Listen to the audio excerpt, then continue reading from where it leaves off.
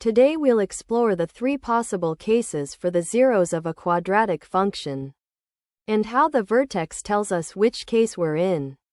Remember, the zeros of a function are simply the x-values where the graph crosses or touches the x-axis. First, consider the function y equals x squared plus 1. The vertex sits at 0, 1, and the parabola opens upward. Notice the entire graph stays above the x-axis. There's a permanent gap between the curve and the horizontal axis. Because the curve never crosses or touches the x-axis, this function has 0 real zeros. Now look at y equals x squared. Here the vertex sits exactly at the origin. 0, 0, right on the x-axis itself. Because the vertex just barely sits on the x-axis, the graph touches the axis at exactly one point, then curves back upward without crossing.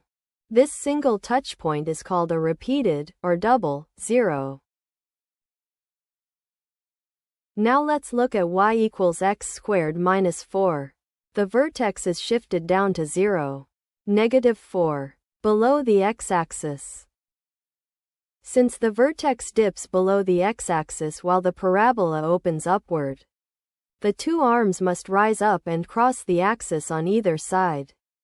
Right here, and right here, the curve crosses the x-axis. These intersection points are the zeros. At x equals negative 2 and x equals 2. Notice the symmetry too. Both zeros are the same distance from the axis of symmetry, just on opposite sides.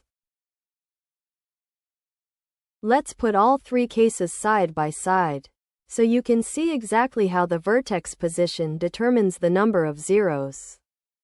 When the vertex is above the x-axis, there are no zeros. When it sits exactly on the axis, there's one repeated zero, and when it's below the axis, there are two zeros. The key takeaway is that the vertical position of the vertex relative to the x-axis is what determines how many zeros a parabola has.